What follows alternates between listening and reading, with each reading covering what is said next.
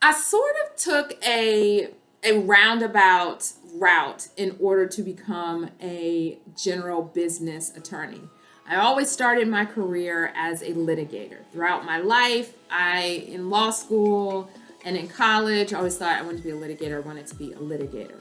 While I was out practicing, I had amazing opportunities to support entrepreneurs and small business owners on the litigation side. And then I got a chance to start working with them on the corporate side. And I liked the balance. I liked having those two areas of law sort of and skills in my pocket, which most lawyers are either on one side or the other. I also had the realization we are drastically underpricing ourselves. Right. At the GM, I had a number of folks who mentored me. So that really helped me. And then I think also being in the type of engineering I was, that a lot of the salaries, I mean, we like freely discussed salaries and so on, so I knew I was on par. Started working for a corporation, and it's a major corporation, telecommunications, and I moved up the ranks there. And as I moved up, I kind of found myself kind of sinking into status quo of what they wanted you to look like, how they wanted you to talk. Like at one point they're like, oh, sorry, you can't wear those wigs anymore because you're using different ones every week and we need you to stay focused. You were confusing? I know what I would pay me, but what would y'all pay me? And then when you see it, you're like, oh no, I was thinking a couple more. Right. And then you scroll down to the benefits and you're like, that's it? Yeah. 2 weeks? Men always superseded the women's salaries in tech.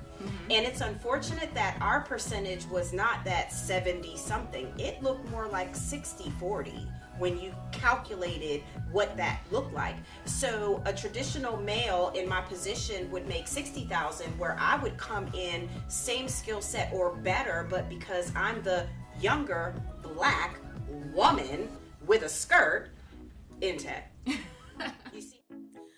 I think one of the biggest challenges I have faced in my legal career or in my career as a business owner has been being underestimated as a woman, being underestimated as a Black woman. Black women have continued to overcome, to excel, to exist. Forget about excelling despite all of those roadblocks. It reminds me that in many ways we have superpowers. We are real life superheroes. All gone through fields, particularly civil, where the default position is the white guy, the white man. So I've decided we're gonna call him Beauregard, okay? All of the CEOs I worked under, they knew me by name because I would go have a conversation with them. Most people would shy away from that because I wanted to know who am I working for. So I would bring up conversations. So versus them having all the questions trying to get to know me, I would flip it back and say, and what about you?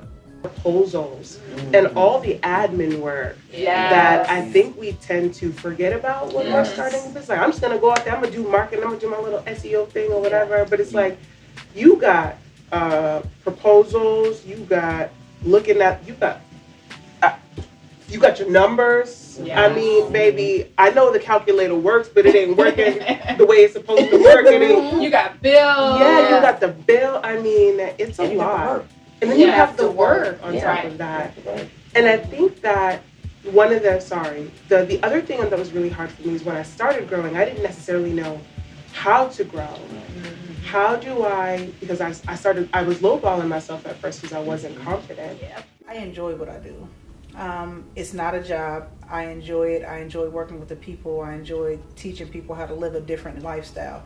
That doesn't necessarily equate into being skinny. It's learning how to just live healthy and be the best version of yourself and you being happy with that, whatever that may be. I don't know if it's just like a male-female thing, but my husband has the ability to let stuff go. Okay. Like, I'll be, like, if a customer's upset or if an employee is upset about something, I'm, like, stressed out. Like, what did I do wrong? How can I fix it? You know, what's wrong with the business process? And he's just like, let it go. Like, if the employee's acting crazy, maybe it's time for this to go. If the client is acting crazy, we'll find another. Like he's like that. The gimmick things, people will look at it and buy it, but then they're off to the win versus me creating those relationships, and I'm able to sustain those prices. And my prices are, I would say, a little above market. However, they're competitive.